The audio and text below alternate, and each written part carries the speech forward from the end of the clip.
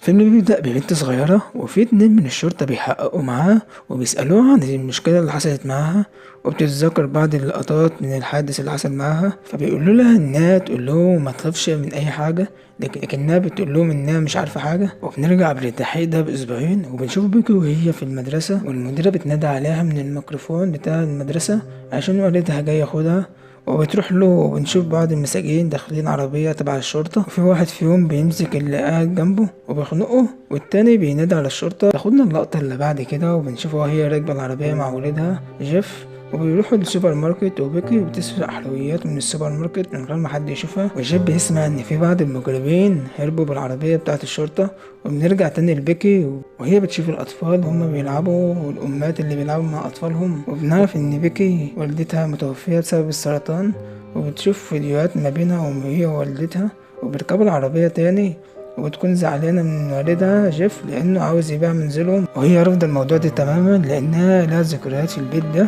وبيروحوا للبيت وجيف بيقول لها إنه مش هيبيع البيت علشان ميزعلهاش، وبيكي بتفرح جدا وبتروح تحضنه وبتخرج الكلاب بتوعها من العربية، وبتيجي عربية بتنزل منها واحدة واسمها كايلا،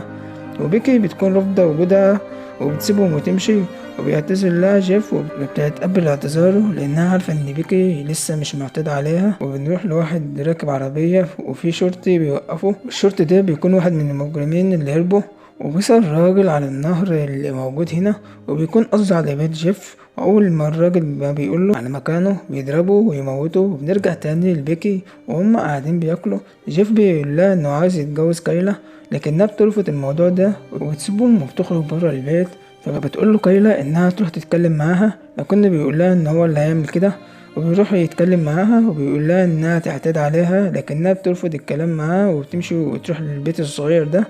وتقعد مع الكلب بتاعها، وبتكون مسمياه دياجو، وبتتعصب وبتكسر في الحاجة لأنها شافت والدها تخلى عن والدتها بسهولة، وبتشوف صورة ليها واللي لوالدها ووالدتها وبتبدأ تفتكر لما كانت مع والدتها في المستشفى. ونرجع تاني لجيف وبيكون داخل البيت وبيدور على كايلا وبيلاقيها واقفة مع المجرم اللي قتل الراجل صاحب العربية واسمه دومينيك،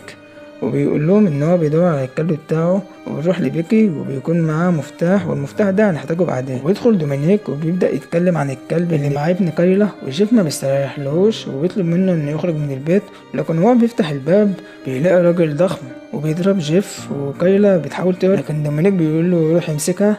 وبيكون الراجل الضخم ده اسمه ابيكس، وبيروح لها المكان اللي مستخبيها فيه وبياخد منها الموبايل عشان ما تتصلش بالشرطة، وبيكسروا بإيده وبيرفض إنه يقتلهم وبيخلوهم يمشوا. وبنروح لبيكي وبتسمع صوت اتنين ماشيين في الغابة، والاتنين دول بيشوفوا كايلا وابنها وهما بيهربوا وبيوقفوهم وبيسألوهم عن هما رايحين فين، فابنها بيقول لهم إن هما بيدوروا على بيكي، فبتلحق كايلا الموقف بسرعة وتقول لهم ان بيكي دي الكلب بتاعهم. تيجي الكلبة التانية بتاعت بيكي وبتحاول تهجم عليهم لكن واحد منهم واللي اسمه كول بيقتل الكلبة، وبيكي بتشوف المنظر ده وبنرجع لهم تاني هما بيدخلوا كايلا للبيت من تاني، وواحد من الاتنين اللي كانوا بره بيقول انهم قتلوا بيكي، وبتصدم جيف لانه فكر بيتكلم عن بنته، لكن كايلا بتلحق الموقف مرة تانية وبتقول له ان هم قتلوا بيكي الكلبة، فبيطمن جيف وبتروح بيكي وبتشوف والدها وكايلا وهما مخطوفين، وبينزل دومينيك للقبر وبيقعد يدور على حاجة وبيلاقي علبة وبيجي يفتحها بيلاقيها فاضية، فبيتعصب دومينيك وبيحاول يدور على الحاجة اللي نزل علشانها. وبنروح لبيكي تفتح شباك غرفتها وبتشوف موبايلها وجهاز اللاسلكي لكنها بتسمع صوت دومينيك وهو طالع لغرفتها، فبتاخد اللاسلكي وبتهرب قبل ما يطلع، وبيطلع وبيلاقي الشباك مفتوح وبيتأكد ان في حد موجود غير اللي تحت، فبينزل وبيقول لهم ان بيكي ما طلعتش كلبة زي ما قالوله، وده لانه لقى الموبايل بتاعها ويقول لهم انه بيدور على مفتاح، اي هو المفتاح اللي شفناه مع بيكي، لكنهم بيقولوا ان هم ما شافوش المفتاح اللي بيتكلم عنه. فجيف رد عليه وقال له انها مع والدتها في اتلانتا، لكن دومينيك بيبقى متاكد انه بيخدعه، فبيروح لكايلا وبيضرب على رجلها بالنار وبيقول لهم انه هيكمل على ابنها، لكن بيكي بتتكلم على اللاسلكي وبتترجى انه يسيبهم، وبيكلمها دومينيك ولكنها بتقوله انها اتصلت بالشرطة، لكنه بيقول لها ان موبايلها موجود معاه فازاي هتتصل على الشرطة، فبتقوله انها اتصلت من عند جيرانها، فبيتأكد ان بانها بتكذب، فبياخد جيف ويكلمها على اللاسلكي وبيقول لها على العلبة اللي موجودة في القبر، فبترد عليه بيكي بدون تركيز انها مشافتش المفتاح بتاعه، فبيتأكد دومينيك انها معاه المفتاح وبيبدأ يعذب جيف علشان بيكي تجيب المفتاح، وبيخلي جيف يكلمها علشان يخليها تجيبه، لكنه بيقول لها تهرب. فبيعذبه تاني دومينيك، فبتخاف بيكي على والدها وبتروح علشان تجيب المفتاح، لكن جيف بيضرب ابيكس وبيقدر يهرب. ولما بيوصل لبيكي دومينيك بيضرب عليه بالنار وبيقتله قدام بيكي، لكنها بتضربه بالمفتاح في عينه وبتجري. وكول بيكلمها باللاسلكي وبتعرف انه قريب منها، فبتحاول تهرب منه لكنه بيشوفها وبيجري وراها وبتخش البيت الصغير وبيجي علشان يخش وراها، لكنه بيلاقي الكلب بتاعها خارج له من ورا الباب وبيقفل الباب عليه وبيحاول يتواصل معاها وبيقول لها انها تديله المفتاح وهم هيسيبوه ومش هيأذيهم. فبتوافق، لكنها بتشوف الصورة بتاعت والدها ووالدتها وبتفتكر ذكريات كانوا بيعذبوا والدها، فبتقرر الانتقام من العصابة وبتبدأ تجهز في أدوات علشان تقتلهم. فبتطلع له وبترمي له عملة معدنية عشان يفكروا المفتاح، وبيروح يشوفه وهي بتجيب أداة وتحطها على حبل وبتنزل عليه وبتطعنه بالمسطرة. وبعد كده بتقتله وبنروح لدومينيك وأبيكس، ودومينيك بيقوله انهم خططوا كتير عشان المهمة دي وانه ما ينفعش يتعاطف مع الناس بالشكل ده، انهم بمجرد انهم ياخدوا اللي هم جايين علشانه هيسيبوا عالم الجريمة. لكن ابيكس بيكون متردد، فدومينيك بيقوله انه يقتله علشان يشوف اذا كان عاوز يكمل او لا، فبيرفض ابيكس انه يقتله، وكده بيتأكد انه هيكمل. وبترجع بيكي ومرة تانية للبيت بعد ما قتلت كول وبترمي لهم حاجة، وهم لما بيسمعوا صوت الحاجة اللي بتترمي بيروحوا يشوفوها وبيظهر ان اللاسلكي وملفوف حواليه حتة قماش من ملابس كول، فبيعرفوا انها قتلته. وبتكلمهم بيكي وبتقول لهم هتقلب حياتهم لجحيم. فبيروح دومينيك لكايلا وبيطلب منها ان ترجع لهم المفتاح، لكنها بتقول له